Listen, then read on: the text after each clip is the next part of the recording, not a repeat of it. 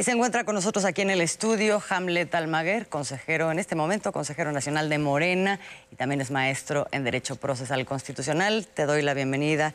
Hamlet, ¿cómo estás? Azul, buenas noches. ¿Qué tal? Alberto, ¿qué tal? Un gusto buenas estar noches. con ustedes aquí en el 11. Hamlet, pues has estado dando seguimiento a toda esta discusión de esta reforma que está empezando a discutirse en el Senado para blindar a la Constitución de posibles impugnaciones. Antes de que entremos a eso rápido, y porque lo estábamos viendo la información, la aprobación del presupuesto de la Corte. ¿Qué comentario te merece frente a lo que también compartíamos, que fue la opinión de la ministra Lenia Batres? Sí, pues nos tocó revisarlo en los últimos años en la Cámara de Diputados y por el número redondo, que es acertado lo que menciona la cápsula, pues estás hablando de 6,000 millones de pesos. Es un presupuesto muy similar al de otros años. He visto un desglose preliminar de algunos componentes de los salarios de los ministros de la Suprema Corte de Justicia de la Nación. Entiendo, dentro de lo favorable, que se eliminó el bono de riesgo y se moderaron los aguinaldos y otros aspectos, pero persisten algunos elementos que se tendrían que revisar uno por uno. Seguramente los ministros de la Corte van a querer mantener estos lujos y privilegios, fundamentándolos en el artículo 10º transitorio de la reforma constitucional, porque ahí se establece que todos los derechos, todas las prerrogativas, todas las prebendas que están consideradas no solo en ley, sino en las condiciones generales de trabajo, que es un documento anexo, se deben de mantener. Entonces, hay que hacer una revisión muy puntual, pues yo invito a mis compañeras y compañeros legisladores que lo hagan en los próximos meses. De todas formas, el presupuesto de la Corte es cerca del 10-11% del presupuesto total del Poder Judicial de la Federación. Entonces, hay que revisar también el impacto en el Consejo de la Judicatura Federal. Ahora bien, sí es claro que la ley les daría algún derecho, los derechos adquiridos en materia de salario. Sin embargo, está la reforma constitucional ordena extinguir los fideicomisos y se mantienen. Y dos, la Constitución establece que nadie puede ganar más que la presidenta. ¿Cómo resolver esta situación? En otros años la decisión fue dejarlo como está, pero las condiciones ahora mismo, tanto administrativas, pero sobre todo políticas de la Corte, son muy distintas, Hamlet. Sí, rubro por rubro tienen que quedar debajo de la presidenta de la República y en los casos que estén integrados en las condiciones del trabajo tienen que ser muy transparentes para que las y los legisladores los puedan revisar puntualmente cuando se discuta la aprobación del presupuesto. Pero reitero que el grueso, digamos, de los recursos están en la partida del Consejo de la Judicatura Federal. Puede haber algún avance en la Corte y en el Tribunal Electoral. Los recursos del Tribunal Electoral, por cierto, también tendrían que reducirse de manera relevante porque no vamos a tener un gran proceso de calificación de elecciones en el 2025. Sí, la de los juzgadores, pero no tenemos gubernaturas, no hay renovación de presidencia. Correcto. Ni de Congreso de la Unión. Hay un par de elecciones locales, Durango y el estado de Veracruz. Entonces, ahí también tendría que haber una reducción. Entonces, a estar muy atentos. Entiendo que hay algunas partidas por ahí que vienen con incrementos sustanciales, por ejemplo, para el canal de Justicia TV, en una partida también para materiales de carpintería y de yesos, entre otras cosas que habrá que revisar puntualmente y que son pues cuantiosos. Nada más rápido una pregunta. Esto de las cajas de ahorro no se mantienen como prestaciones, ¿no? Esto ya está prohibido. Sí, está prohibido. Entiendo que se mantuvo en la propuesta. Está prohibido en la ley de remuneraciones, con la interpretación de la que habla Alberto de no ganar más que la presidenta de la República. Tendrías dos argumentos. Lo que los ministros van a querer hacer es esconder esa caja en el artículo 10º transitorio de la reforma y decir que eso está contemplado no en ley, pero sí en sus condiciones de trabajo. Aquí entra un poquito una contradicción de los ministros, porque en lo que les favorece la reforma, que es este artículo 10º transitorio, sí la aceptan y en lo que no les favorece la combaten y la niegan, ¿no? Pues vaya situación. Parte de la discusión que ha habido estos días es esta iniciativa que se discute en el Senado de la República para blindar a la Constitución de eventuales impugnaciones. ¿Por qué tuvimos que llegar a esto? Bueno, todo esto que ha ocurrido con los jueces que han intentado pues echar abajo la reforma al Poder Judicial. ¿Cómo está el ambiente? ¿Qué podría salir de esta situación? ¿cuál podría ser una alternativa para llegar a un acuerdo que no se interprete como una imposición, un mayoriteo, y que pueda abrir una puerta eventualmente a que esto que se apruebe en el Senado y en el Congreso de la Unión, pues pueda, por alguna u otra forma, tranquilizar los ánimos?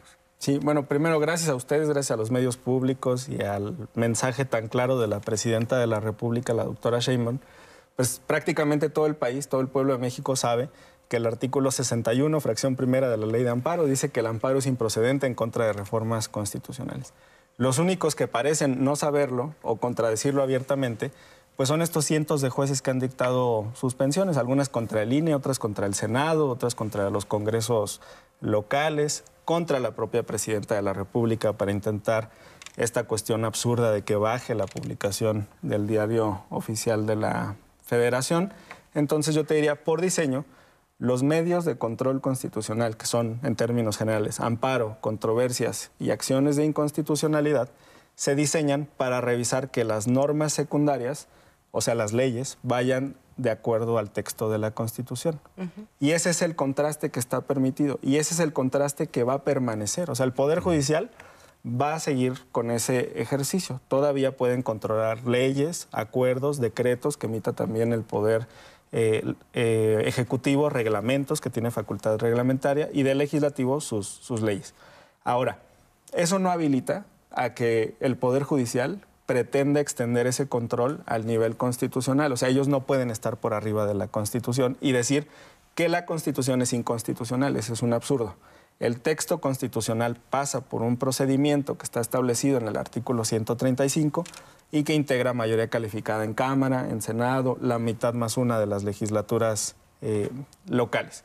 Entonces, de lo que se trata en esta reforma, a los artículos 105 y 107, como decía el senador Cantón, es de elevar a rango constitucional estas prohibiciones para que ningún juez o magistrado pueda llegar al absurdo de decir que la Constitución es inconstitucional. Sí pueden seguir revisando leyes, no la Constitución. Pero digamos, ¿cuál era el vacío aquí que se intenta llenar con esta elevación a rango constitucional? Porque si ya existía el artículo 61, de hecho no solo es que existiera, ya se había aplicado. Se crea el 61 por el PRI, por el PAN, por cierto, y se hace valer cuando se da el Pacto por México y toda la reforma energética, no se permite una impugnación a la Constitución. O sea, no hay un antecedente de que se quiera impugnar la Constitución y si la hubo, se hizo valer ese artículo. Entonces, ¿cuál es el vacío que ahora se está previendo que podría poner en riesgo un constituyente, como lo hemos visto con todos los pasos de este procedimiento que se cumplieron? En términos normativos, no hacía falta nada. Okay. El problema está en la interpretación tan absurda que están generando los tribunales, y es que dicen, como no dice la Constitución que no se puede revisar si es acorde al propio texto constitucional, entonces yo me voy a aventar a revisarlo. Y lo que dice ahora el Poder Constituyente a través de este proceso, que apenas está en marcha, es no puedes revisar el texto constitucional, que es algo muy lógico, la verdad. Y todos los cambios a la Constitución, inclusive con los que ahora se apruebe que eventualmente pudiera haber algún cambio, ¿cuál sería la ruta entonces? Mira, por ejemplo, a ver, reformas en materia de bienestar, para que los programas sociales que ahora son derechos se encuentren establecidos en la Carta Magna. La reforma de vivienda también que acaba de pasar en Cámara de Diputados y ya la están mandando al Senado de la República. Jóvenes construyendo el futuro. Que el salario mínimo crezca por arriba de la inflación. Todo este paquete de reformas que dejó el presidente López Obrador como su legado y que fueron aprobadas en la anterior legislatura en comisiones, van a pasar al Pleno y a las legislaturas locales. Y el efecto sería que ninguna de ellas pueda ser combatida a través de amparos. Hay otras como por ejemplo la de Guardia Nacional que hemos platicado aquí en este espacio. Y es para consolidar el sistema. Lo que sí se modificó, y es lo que decía también el senador, fue lo del artículo primero, que venía en la propuesta, pero el proceso legislativo así es. La iniciativa es solo una propuesta y en el dictamen deliberan algunas decenas de legisladores y entonces dicen aceptamos esto y rechazamos esto, nos parece adecuado o no.